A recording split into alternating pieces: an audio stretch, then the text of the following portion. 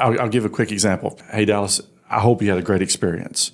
Okay. If you did, I would love you to do something for me. I'd love for you to contact Brandon and tell him you had a great experience. Let me ask you a question. So when that person, Brandon, we use him, finds out that it was a great experience, what's Brandon going to do? He's going to call first and tell you thank you. Yep. But he's also going to be inclined to send more, but not only just send more, but it may bring up a thought of, you know what?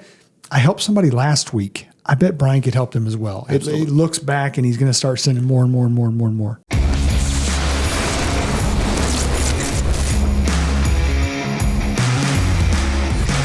Ladies and gentlemen, boys and girls, welcome back to the Medicare Sales Playbook, where we are here to help you expand your Medicare business one play at a time. We appreciate everybody watching, everybody listening. However you're doing it, we want to hear from you. We want feedback. Man, it's just boring if I just sit up here and talk to people the whole time. We want to hear from you.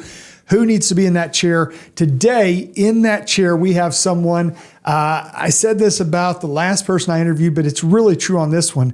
It's basically his fault that I am where I am today. And I appreciate that. And there's a lot of gratitude there. But the man that got me into the business and has kept me in the business for 23 years now, please welcome to the show, Mr. Brian Askins. Welcome to the show, man. Hey, Dallas, thank you very much. Welcome back. I'm looking forward to this. Yeah, this is good. I love being on the show. Yeah, we have a good time. Man, you've been in the business how long now? I'm in my 35th year. 35 years in the business and built quite a few. You've built different brands in the business, stuff like that. I built two. I was with Mutual Mall in a building role for 17 years, and I built that, and then I've been on the independent side now for 10 years. For 10 years, yeah. Now today, what I wanted to talk to you about was helping agents get in front of more people, and really having someone else help you get in front of more people.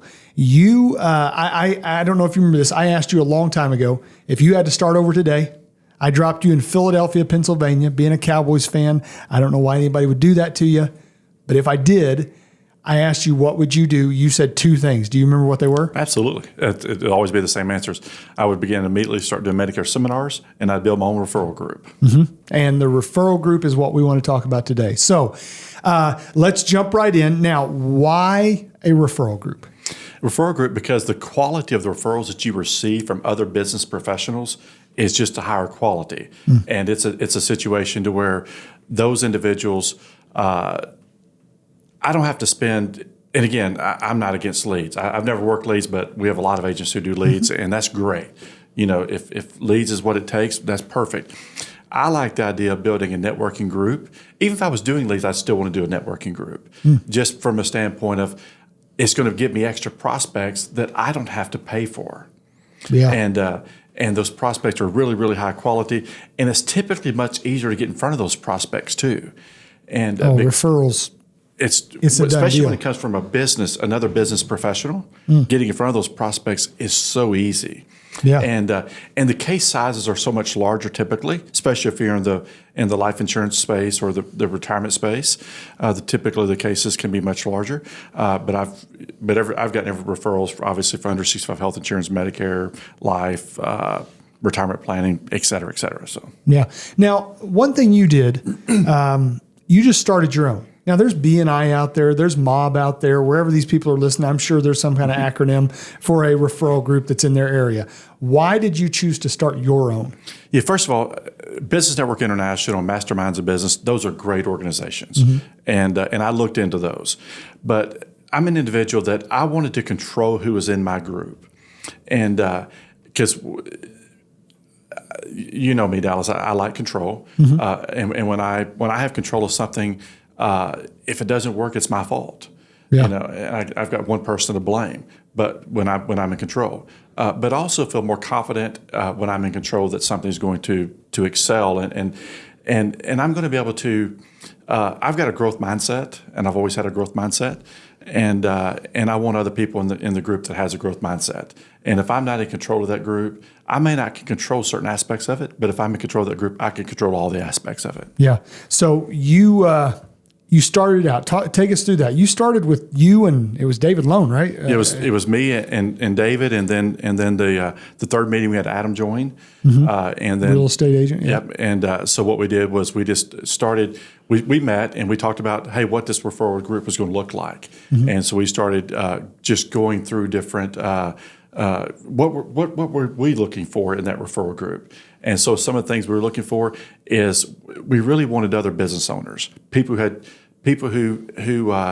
were in control of their business. Not that business owners just have more ownership in something. They're more passionate. They got more skin in the game, obviously. And because they put their own money into it, and so I've just learned throughout the years that other business owners, there's just a level that they want to refer because they want to be referred to.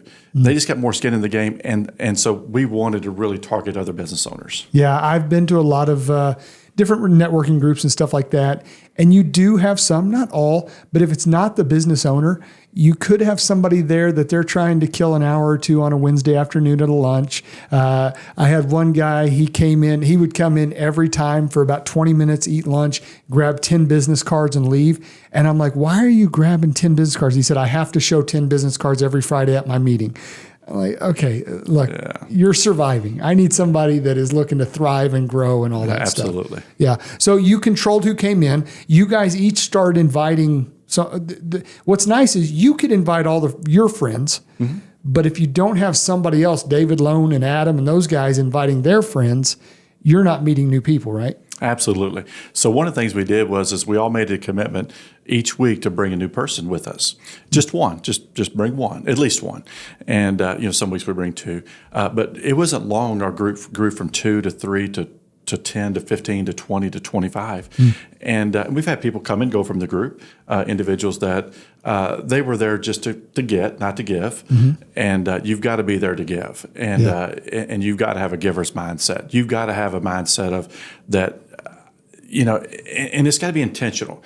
Referring someone doesn't just happen. It's got to be a mindset of yours. Right. It's got to be a passion of yours.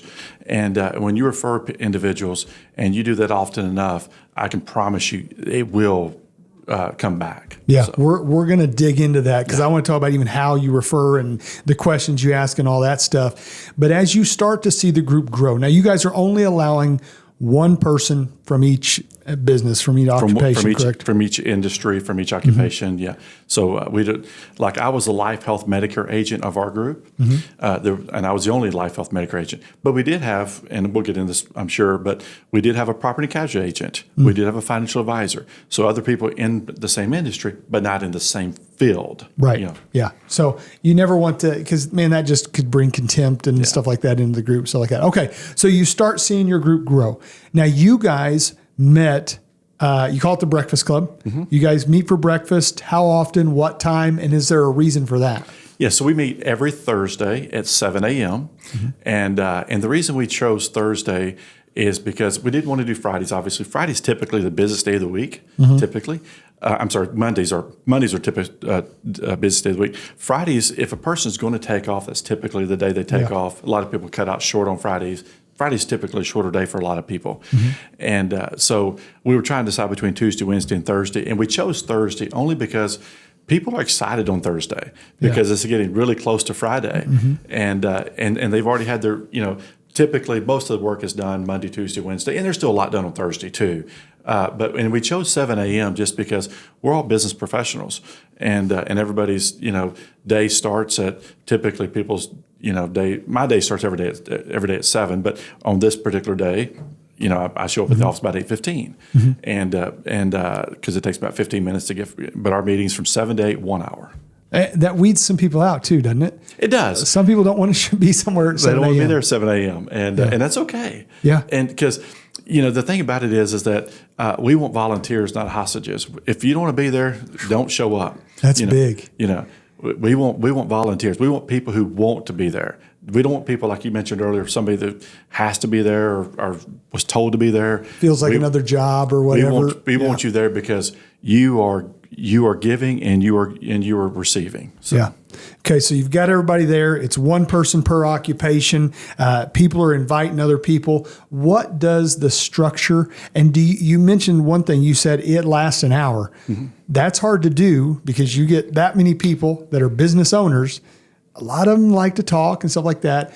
How do you run the structure and make sure it stays structured? Absolutely. So from 7 to 7:15 is our meet and greet time. Mm-hmm. And that's also when you're ordering your breakfast. Okay, we have it ours at a country club. Mm-hmm. And so that's also when you're ordering breakfast and so forth. Now at 7:15 is when we start. And we go around the table. Each person gives a 1-minute commercial of what their ideal referral is. And I'll call it a commercial, what ideal referral is. So like one week, I'm like right now, I would be talking about Medicare. Mm-hmm. Hey, my ideal referral is an individual, anybody 65 and above that's on Medicare. And here's the reasons why. And I would talk about how I'm going to review their drug coverages.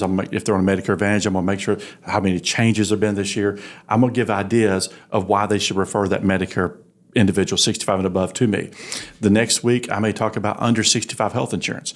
Hey, if you know someone is on the Affordable Care Act, or someone who's losing group insurance, or someone who's on a short-term medical, lots of changes, short-term medical coming up in 2025, and obviously, if you know of anyone on individual health insurance, that would be a great prospect. Then the following week, I may talk about, hey, anybody who owns a business, I'd love to meet someone who owns a business and has a buy-sell agreement. I'd love to be able to review the life insurance coverages for that person. So I'm just not only saying, hey, I'm looking for a life insurance client, but I'm giving specific reasons why that person should be referred to me. That's why I wanted to point out too, because if I get up there and I say, my name's Dallas, I'm with yada, yada, yada, and I'm looking for someone turning 65. In order for somebody to refer that to me, that has to come up. Yeah. They have to meet someone. They have to mention, I'm turning 65. The odds of that happening are so small. Correct.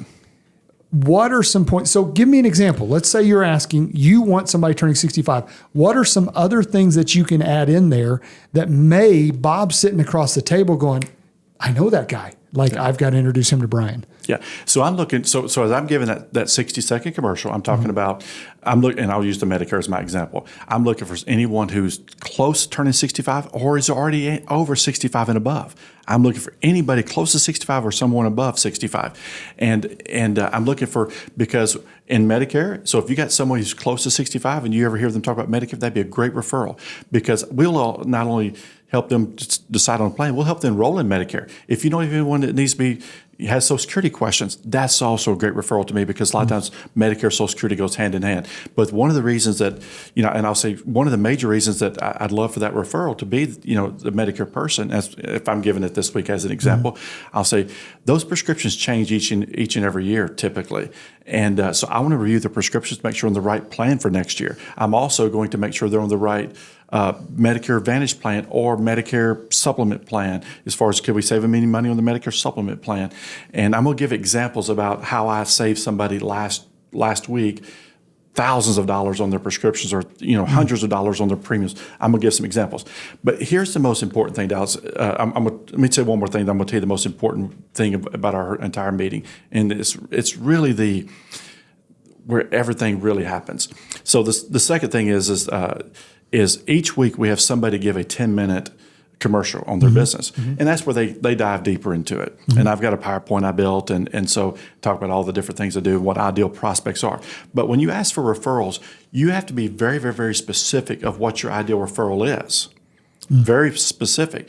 But then you also got to have communication of how to get what information you need and how to get that information to you. Okay? And I'll give you some examples. But one of the major things is this, and this is something where if you don't hear anything else I tell you the entire time that we're talking, hear this part right here.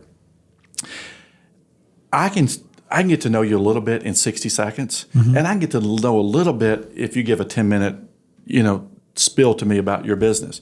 But when you and I go on a one-on-one meeting, and this is a requirement of ours, you have to meet with another member of the group once a week, one-on-one. You have to. That's a must. And every week you have to report that back.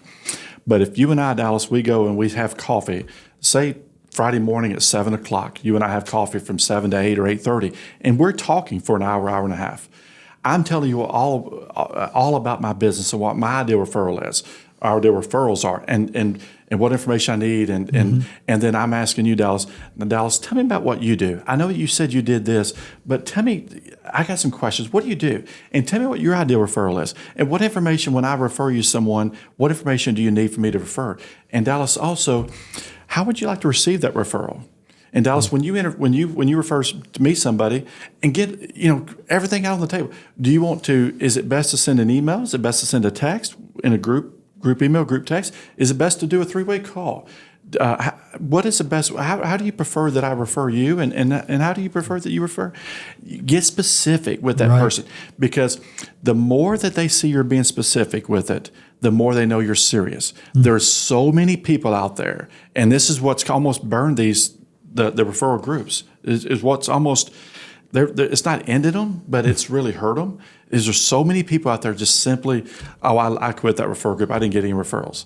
And so my first question is, I know the first question. How many did you give? How many referrals did you give? Yeah. And every time, well, I didn't give it. I didn't get any, so I didn't give any. Yeah. I'm like, okay, it's good you quit that group. It's really good you quit that. And and I'm honest with. I say, the referral group, the referral game is not for you. Yeah. You need to find a different game. That game is not for you. Leads are your way to go. Leads are your way to go. Buy and pound those, doors leads, and the phones. Yeah. So okay. So you go around, you do the 60 second, and then you do a 10-minute. You said you're required each week to meet with somebody one-on-one. That's the most key thing, period. Every person I met with, Dallas, one-on-one, I've written business on. Wow. Every person. Not one have I met with I did not write personal business on. That's incredible. And I do business with them every single time I possibly can. Well, and that's to your point. Like I said, we've worked in the same office a long, long time. I've seen almost everyone in the office, if they're going to refinance their house, they're doing it with your mortgage guy. Correct. I'm trying to remember his name. I can see his face right now. Brandon. Yep. If they're going to get their heat and air worked on, you've got a guy for that. Correct. If you're going to do a radio ad, you've got a guy with that. Correct. And you are actively, you're listening, saying, okay, you've got, if somebody is just walking through the office going, man, I've really got to get my refrigerator looked at. You're like, hey, you got to go see my guy. Hold on. And it even goes beyond just, you need to go see this guy. It's, let's get this guy on the phone real quick. He's going to help you. My auto loan is through your guy. So it's not just your trust. My trust is through your guy. Yeah. And so it's how many referrals do you think you gave before you started seeing some come in? There was a couple of people that I gave 3 or 4, and then I immediately started coming. Some of it was 5 or 6, but people knew I was serious about giving referrals. I was so serious to where every week when we did our one-on-ones, I'd create forms to where I would take a lot of notes. And after every meeting, I would email them letting know, hey, here is what I understood your ideal referral to be. Here's I understood how you'd like to receive your referrals, and here's the information I understood that you needed. And I would email them, and then they know you're serious. Yeah, and they are somewhat obligated. Yeah, and then I'm also at the same time on that same email, I'm sending them what my ideal prospect was what we talked about, how I want to receive information, what information I'd like to receive. Wow. And so I'm emailing this after every meeting, but I'm also creating a form. And I've got a form I've created. It's a document that shows every person in my referral group, what their contact information is, and what they do. Wow. And so I give that to every client. Yeah. So every person during AEP, if you're sitting down with 500 people are knowing, okay, here's people that you trust. And these are people that trust me. Exactly. And I think that's where the secret to a referral lies.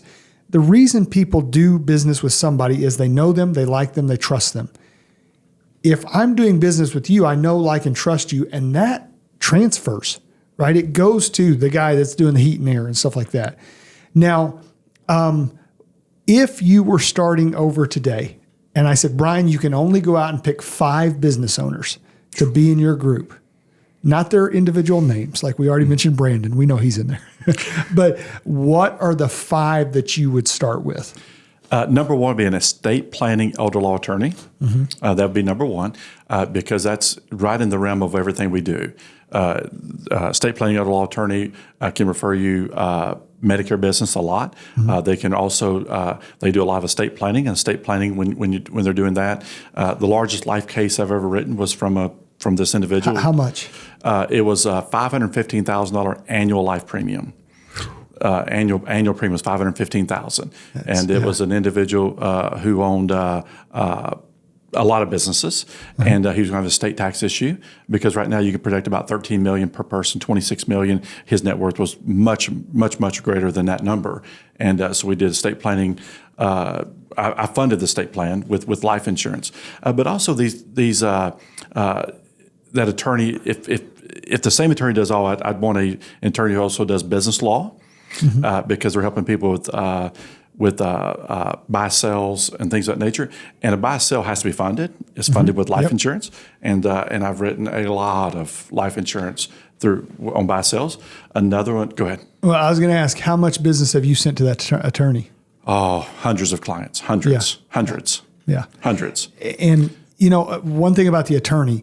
It's so easy to refer to him too, though. Exactly. Yeah, because when you're sitting there doing life insurance, they're going, okay, well, for example, if I'm sitting there and I say, look, I want my beneficiary to be my 2 kids. They're 15 and 10. Well, in the state of Missouri, they're not going to give a big, you've got to go see this guy. Yeah. Like he's going to create this. One of the questions I ask every person I sit down with, do you have a trust or a will?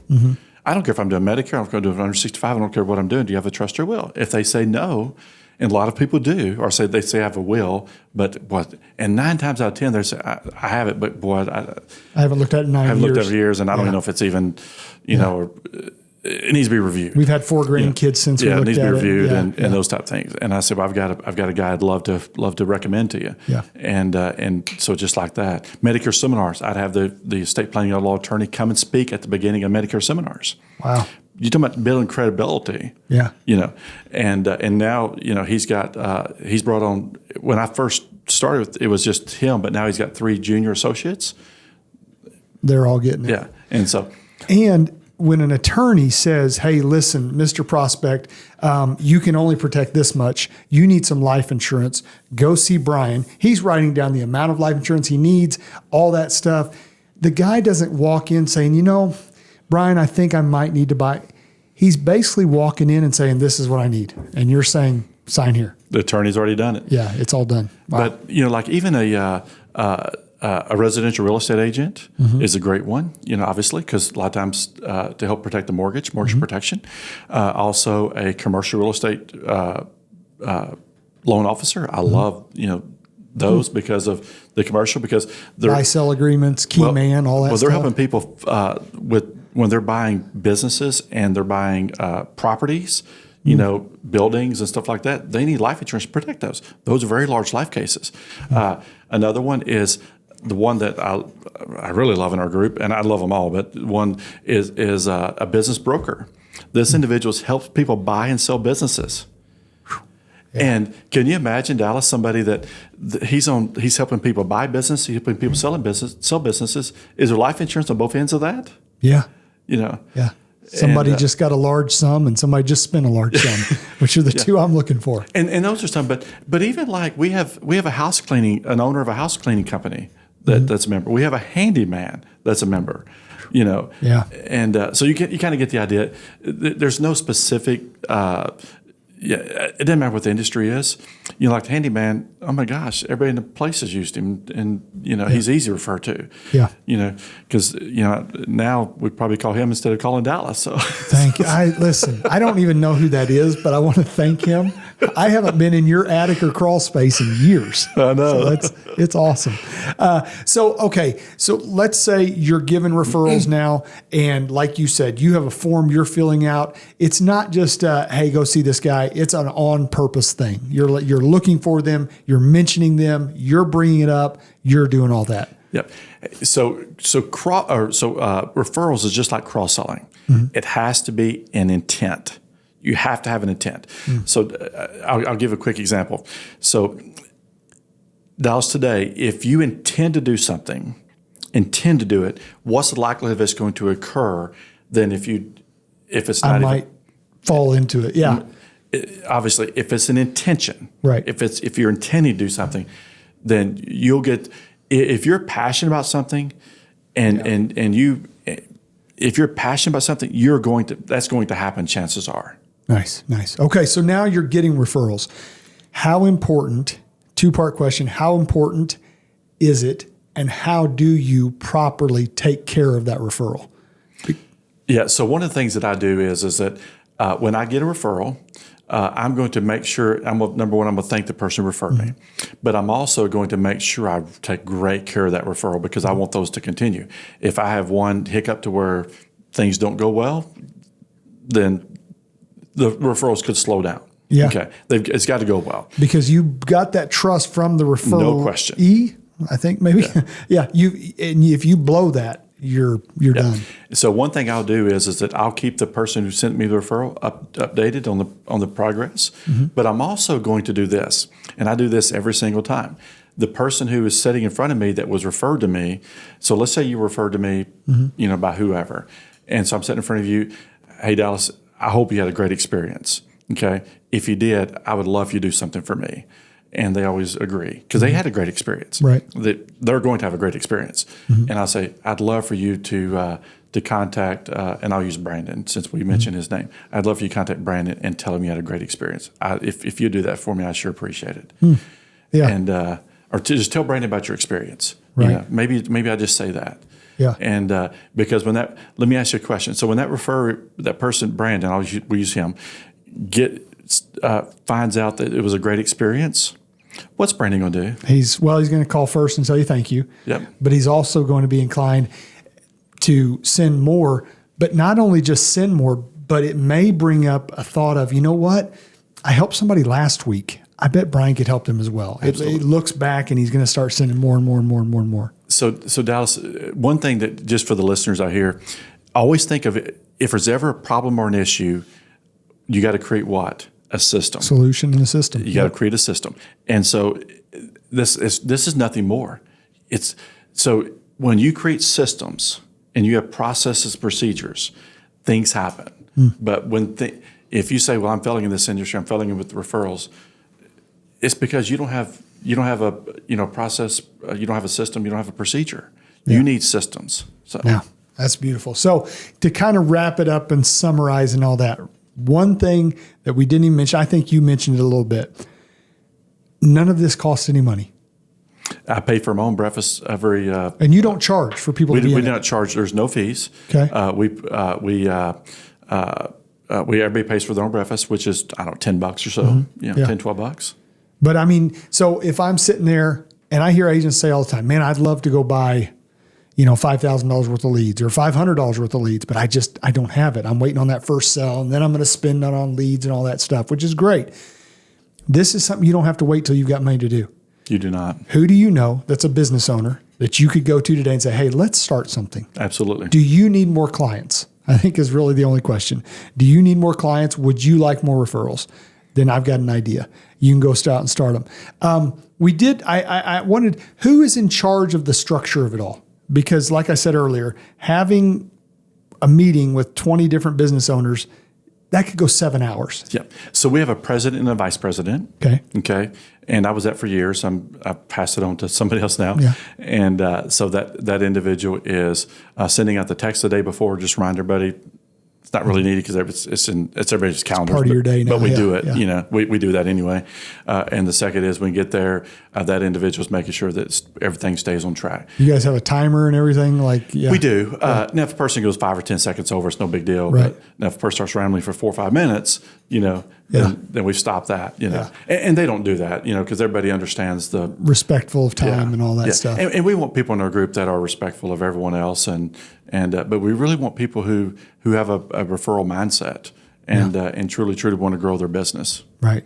So takeaways from today: start your own business. Start with 2 or 3 the people that want to be getting referrals. Make it intentional. It's not just getting together to have breakfast with your buddies and yada, yada, yada. You have a strategy. You have a system. You have a schedule that you stick to. What if let's say you have somebody that you're looking at them, they've missed 2 or 3, they haven't done a referral, they've been there for a year. Do you have to sometimes go through the hard part of saying, hey, listen, this may not be for you? We do. And we've done that probably maybe 15 times, And because if they're not passing referrals, but they're receiving referrals, and we're tracking these, obviously we have a tracking system, and we're tracking these. And every week, like when we do our commercial, 60-second commercial, part of that, the first 5 or 10 seconds of that commercial is, hey, I passed 3 referrals last week and I received 2. So we're and this is our time to thank someone too if they send a referral. Nice. Hey, Brandon, I closed that referral you sent. Thank you very, very much. I appreciate that. And just a quick thing like that. But yeah, this group is not, and any referral group shouldn't be for someone who doesn't pass referrals. Because obviously they're not. You've got to give to get. And it's the old saying, if you help enough other people get what they want in life, you'll get what you want out of life. And this is what this is all about. Right. You have to have a giver's mindset. And it's not you being a jerk and kicking somebody else. They're taking up a spot. Correct. Of someone that could be benefited from it and stuff like that. So, okay, so you're running the meeting. You've got people in there. Start this. Why wouldn't anybody do this? Is there a negative to it? There's no negative to it. A lot of people, they're just not structured individuals. You need to be very, very structured on this, but you need to be very intentional. And you need to be very passionate about this. But I'm telling you, Dallas, you mentioned Philadelphia, Pennsylvania earlier. You could drop me off in Philadelphia, Pennsylvania on Monday morning, and there's no doubt in my mind I could have a referral group going by the end of the week. There's no doubt in my mind. Wow. And I would meet some people, and I would, because when they see, I wouldn't just call it a referral group. When I mention referrals, I would get into details about, hey, here's what I'm looking for. I'm looking for people who are intentional. I'm looking for people who are passionate about passing referrals. I want to make sure that we're having one of the requirements I want to see is a weekly one-on-one with at least one member of the group, so you can truly get to know each other. And if you get to know me during that 1 hour, and if we do that 3 or 4 times, you're going to have. We're becoming friends, right. And you're starting to really, really trust me. But they would see that I would talk about, all the tracking, the forms, the documents that we use, and those type of things. They would see that I'm serious. I'm different than the person who just shows up at your door and says, hey, let's pass referrals back and forth, and nobody does anything. That happens 99% of the time when people just have that conversation. Hey, let's pass referrals back and forth.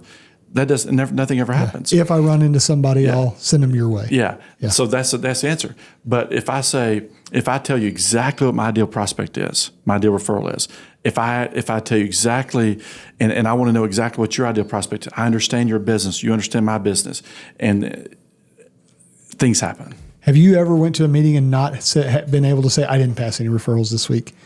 Maybe once. Maybe you went on vacation or something. Yeah, maybe it has not happened often. It's on purpose. It's not happened often. Yeah, so. I like it. Awesome. Brian, thank you for coming on. I know this has been helpful for some people. There's people out there that are sitting there going, man, I talked to a guy here a couple weeks ago, and he said, man, I'm just not writing enough business. And I asked him, how many people are you sitting in front of?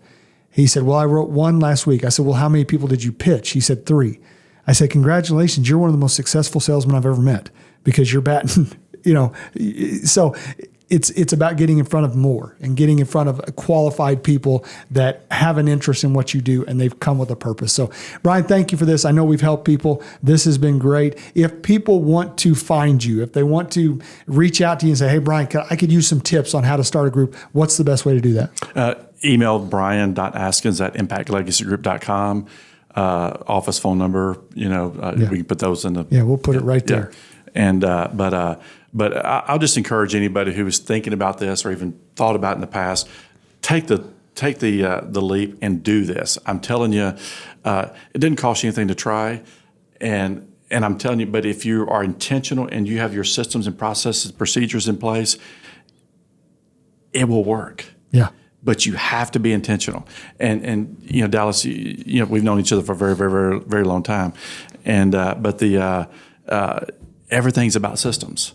You create the systems and you follow the system. The fact you haven't written a book yet with the word system in it, everything's a system, follow the system, something. It'll be on your tombstone, I'm pretty sure. Here lies the system. I like it. So awesome. Well, thank you for being on, man.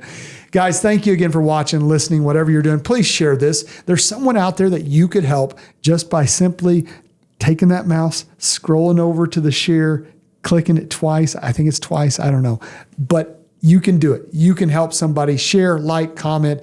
We appreciate you guys. Have a great week. We'll see you next week on the Medicare Sales Playbook.